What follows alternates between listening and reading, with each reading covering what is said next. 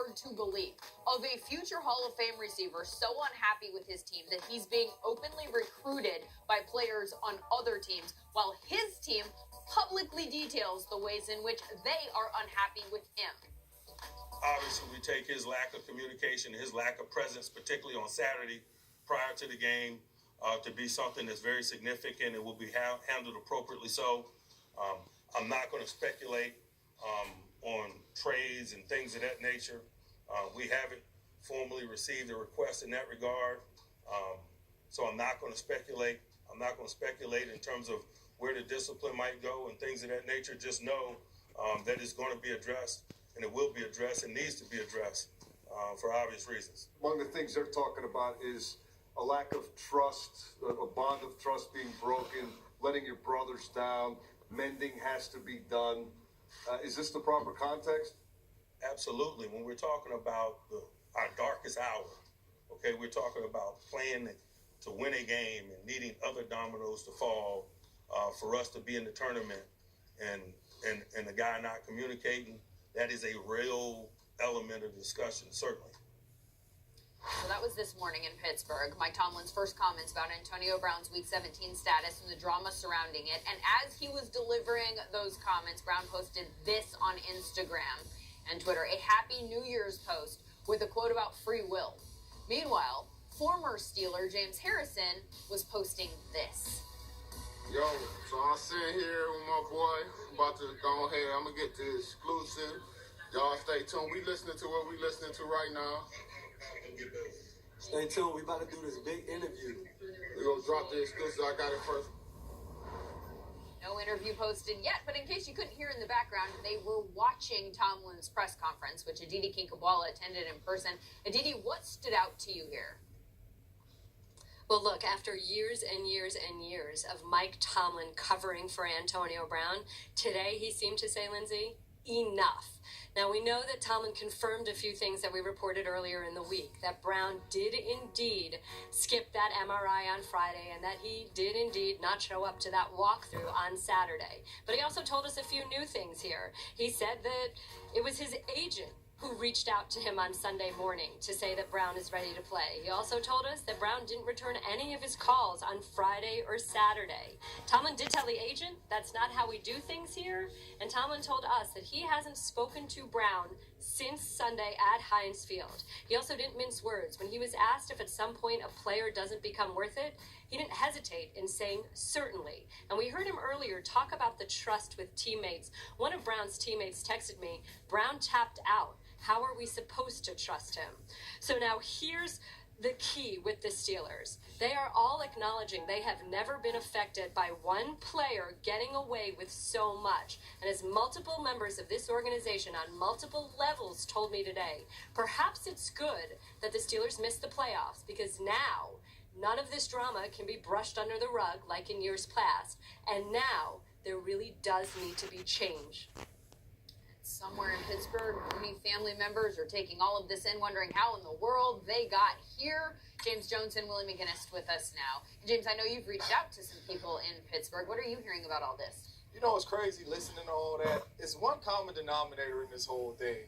It's always on Tomlin or AB. It's never on Big Ben, number 7. He's never the problem. There's been a lot of guys come in that building, and it's never Big Ben. It's always that other guy. But I have talked to a couple people in the Pittsburgh Steelers organization, and they told me this has been lingering on. Big Ben and AB's relationship is not like that. They may try to cover it up in public. AB has never came out and thrashed Big Ben, but Big Ben has came out and said things about AB and other players and other receivers, but their relationship is not like that. And I've been told in meetings he would take shots at AB, like, I don't got to throw you the ball on that terms, you know, and things like that. And Wednesday in practice, when he did practice, I heard he ran the wrong route. Big Ben threw the ball on the ground, said, get him out of here, get somebody else in there, and that's when he was at his boiling point. And that's when he went off. And we all know when we get mad, we say things that we don't want to say. Trade me. I don't want to play with Big Ben. I don't want to be. You say all that type stuff. But this comes back to the relationship of Big Ben and AB. Because when I listen and they say he hasn't returned any of Big Ben's calls, if I respect you and have a relationship with you like that, even if I blow up, like Coach Mike used to always say, family fight. So even if I was to blow up, if Aaron, Derek called, Brett Favre was to call me after I blew up, I pick up the phone and I say, what's going on, man? I know I blew up. You can't do that.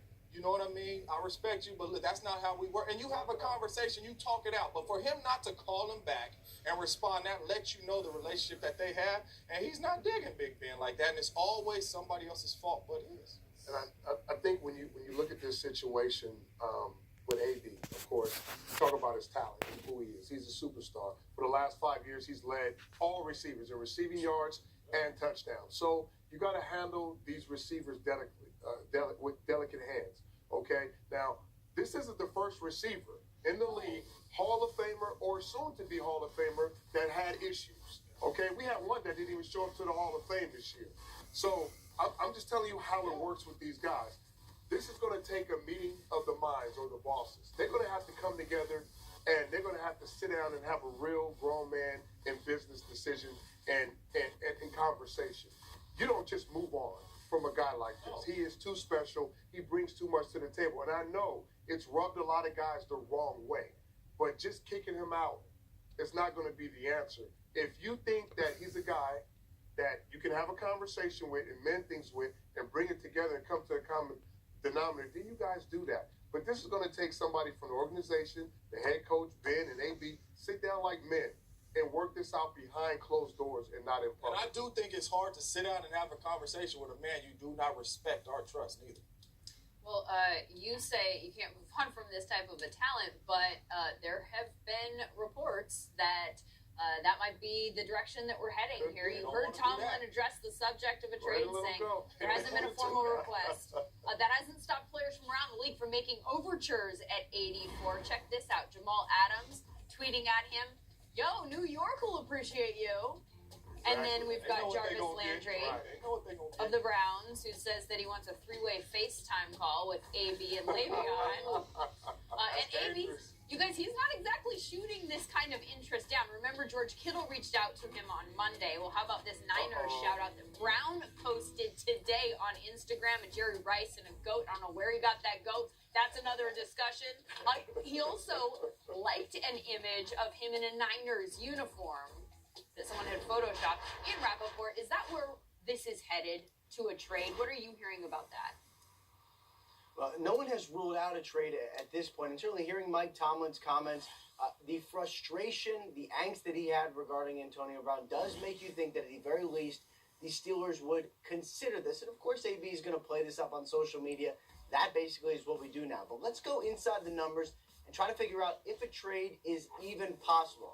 So here is the actual math. In 2019, he's going to count $22 million against the salary cap if he's on the team, $21 million against the cap if he's not on the team. So essentially a $1 million cap savings if they trade him.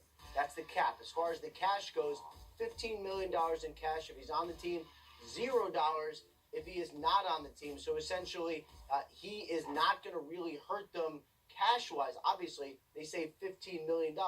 All of which is to say a trade is absolutely doable just based on the money. Will they actually get the value that they want to make them do it? Tough to say, because the Giants were in a similar position with Odell and ended up not trading him. But at the very least, the Steelers seem like they're considering it. Well, Ian, I feel like I need to point out, Willie McGinnis is over here shaking his head emphatically. He does not want a trade to happen. He thinks that's the wrong move. Clearly, this is going to be a story we're going to be discussing for a while. So we're going to put it on the back burner for now and get to the games this week.